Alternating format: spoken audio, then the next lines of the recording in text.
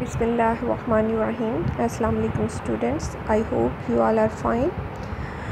Today we are going to do a data definition and modification topic. SQL is also used for data definition and data modification.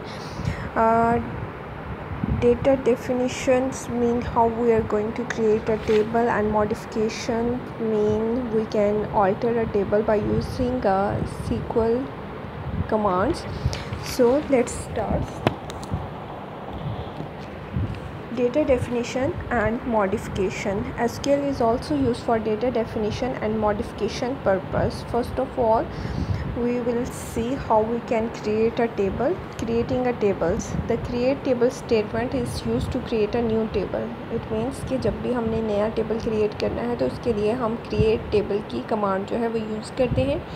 Its syntax is as follow. सबसे पहले हम लिखेंगे create table capital letters में, create table, and then table का name जो है उसके आगे लिखेंगे. फिर उसके आगे हम जो है वो लिस्ट ऑफ कॉलम्स देंगे. जैसे कॉलम 1 है डेटा टाइप उसकी देंगे, कॉलम 2 है डेटा टाइप है, column 3 up to so on, जितने मीन्स हम कॉलम्स जो है वो क्रिएट करना चाहते हैं. The data type specifies the type of data to be stored in the column. SQL provide the following common data type. यानी डेटा टाइप ये बताती है कि हम किस तरह का डेटा जो है वो टेबल के अंदर स्टोर करना चाहते हैं. तो डेफिनेटली जब भी आप टेबल क्रिएट करने लगेंगे आप कॉलम का नेम बताएंगे, टेबल के अंदर कितने कॉलम हैं उन कॉलम्स के नेम बताएंगे, साथ साथ उनकी डेटा टाइप को भी मेंशन करेंगे. Here we have a list of data types and their description. जैसे करेक्टर है उसके आगे साइज़ है. It is a fix length character string. ये फिक्स लेंथ करेक्टर स्ट्रिंग होती है. The size is specified in the parenthesis. Parenthesis के अंदर हम उसका साइज़ देते हैं जितना हम साइज़ रखना चाहते हैं. The maximum size is the 255 byte. Maximum इसकी जो लिमिट है वो आप 255 बाइट तक डेटा जो है उसके अंदर स्टोर कर सकते हैं. वारचार साइज़ है, ये वेरिएबल लेंथ करेक्टर स्ट्रिंग है, जबकि करेक्टर ऊपर जो हमने पढ़ा था वो फिक्स लेंथ था. The size is specified in the parenthesis. Size जो है हम पैरेंथेसिस के अंदर ही स्पेसिफाई करते हैं. नंबर साइज़ है तो इसके अंदर it is the number value. The maximum number of column digit is specified in the parenthesis. ये भी साइज़ जो है हम पैरेंथेसिस के अंदर ही देंगे. Date, it is a date value, इसके साथ कोई साइज़ नहीं है.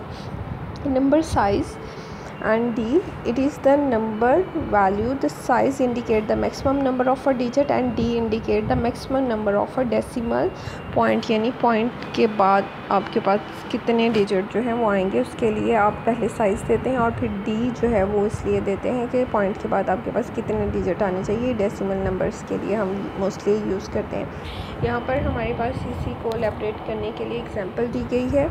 Create a table. हमने एक टेबल क्रिएट करना है और उसका नाम जो है वो एम्प्लॉय रखना है. तो EMP से मेंशन किया गया है. एम्प्लॉय नंबर ये कॉलम का नेम है, उसकी डेटा टाइप नंबर रखी और उसका साइज़ क्या रख दिया, 4 रख दिया. उसके बाद एम्प्लॉय नेम है, उसकी डेटा टाइप वारचार रख दी और उसमें वैल्यू जो है वो 30 तक जो है उसकी साइज़ जो है दे दिया. जॉब भी वारचार रखी, साइज़ 15 दे दिया. MGR नंबर रखा, उसमें 4 दे दिया. सैलरी जो है वो पॉइंट में भी हो सकती है तो इसलिए नंबर डेटा टाइप रख के उसमें हमने साइज़ और D यानी पॉइंट के बाद कितने डिजिट होंगे वो मेंशन किया. कमीशन में भी इसी तरह 7 और 2 दिया गया. डिपार्टमेंट नंबर में साइज़ कितना रखा गया, 4, और उसकी डेटा टाइप जो है वो नंबर रखी गई. ये था टेबल को क्रिएट करने का मेथड. यानी इस तरह से आप जो है वो टेबल कमांड के थ्रू क्रिएट कर सकते हैं. एक तो आप जो है वो सिंपली जाते हैं MS Access के अंदर टेबल क्रिएट कर सकते हैं, और इस तरह से क्यूरी के थ्रू आपने टेबल क्रिएट करना हो तो ये तरीक़ाकार है उसका. उसके बाद है अल्टरिंग एन एग्जिस्टिंग टेबल. अगर आप अल्टर करना चाहते हैं, आपके पास कोई टेबल है और उसमें उसको अल्टर करना चाहते हैं तो उसके लिए भी हम कमांड जो है कमांड के थ्रू या क्यूरी के थ्रू उसको अल्टर कर सकते हैं. The alter table statement is use to add or drop a column in existing table. जो आपके पास टेबल पहले से मौजूद है आप उसके अंदर नए कॉलम ऐड कर सकते हैं, या फिर जो कॉलम मौजूद है उनको डिलीट कर सकते हैं, उनको ड्रॉप कर सकते हैं वहाँ से. It is also use to change the data type of existing field of a table. इसके अलावा जो कॉलम हैं टेबल के, उनकी डेटा टाइप को भी चेंज किया जा सकता है। The syntax for adding a new column to an existing table is as follow.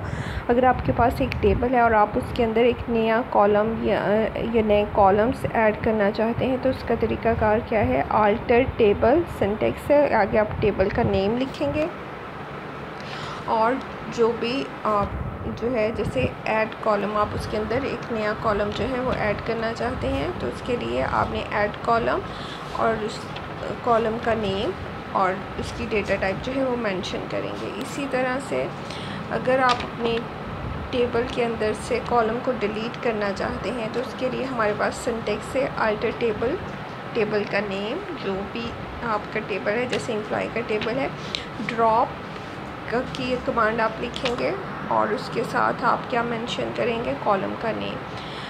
इसके अलावा अगर आप कॉलम को मॉडिफाई करना चाहते हैं तो मॉडिफाई करने का तरीकाकार क्या है? The syntax to modify the data type of existing column of the table. अगर आपने टेबल के कॉलम को मॉडिफाई करना है, उसकी डेटा टाइप चेंज करनी है, अल्टर टेबल, टेबल का नेम, वही वाले सिंटेक्स जो है इसमें आ रहा है। मॉडिफाई कॉलम नेम, कॉलम का नेम को मॉडिफाई किया और उसकी डेटा टाइप जो भी आप देना चाहते हैं। Some database system do not allow to drop a column from table. कुछ डेटाबेस सिस्टम यानी सॉफ्टवेयर इस तरह के हैं जिनके अंदर आप कॉलम को या टेबल के अंदर से ड्रॉप नहीं कर सकते। इसी को एलेबरेट करने के लिए एग्जांपल दी गई है। Write a query to add a column city in employ table. Employee का जो टेबल है उसके अंदर आपने सिटी का कॉलम ऐड करना है। अब ये टेबल आप क्रिएट नहीं कर रहे, ये ऑलरेडी एग्जिस्ट है और आपने क्या करना है? उसके अंदर नया कॉलम ऐड करना है। तो आप क्या करेंगे? अल्टर टेबल सिंटेक्स, आगे उसका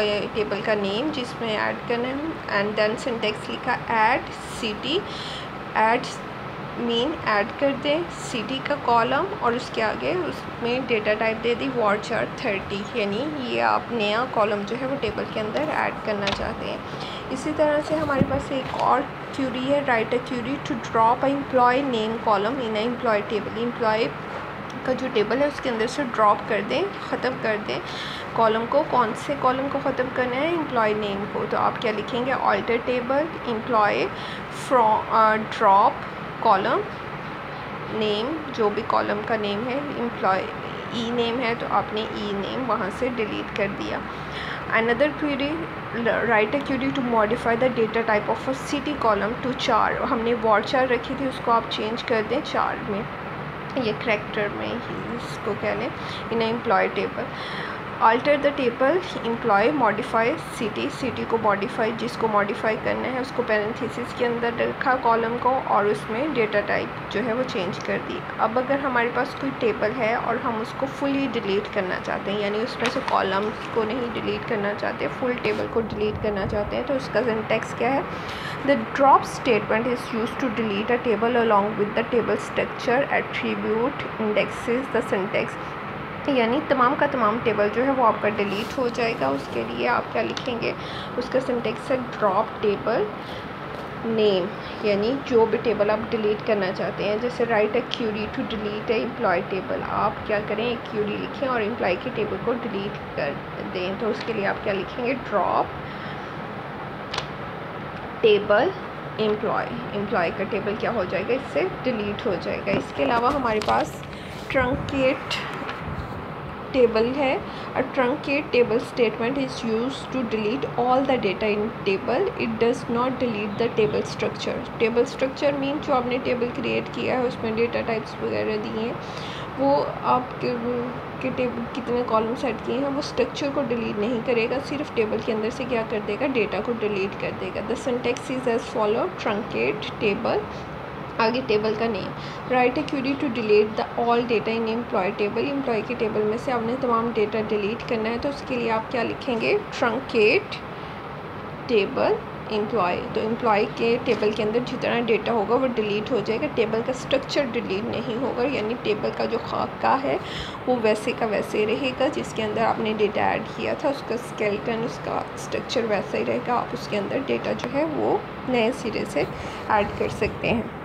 तो ये हमारे पास आज के टॉपिक में हमने डेटा डेफिनेशन और मॉडिफिकेशन से रिलेटेड क्यूरीज कमांड्स को देखा कि किस तरह से हम नया टेबल क्रिएट कर सकते हैं, किस तरह से हमने उसकी डेटा टाइप्स देनी है, और टेबल को अगर अल्टर करना है, नया कॉलम ऐड करना है या डिलीट करना है एग्जिस्टिंग टेबल में से कॉलम को, या फिर हमने पूरे टेबल को विद स्ट्रक्चर डिलीट करना है, ये टेबल के अंदर से डेटा डिलीट करना है, तो हम किस तरह से कर सकते हैं।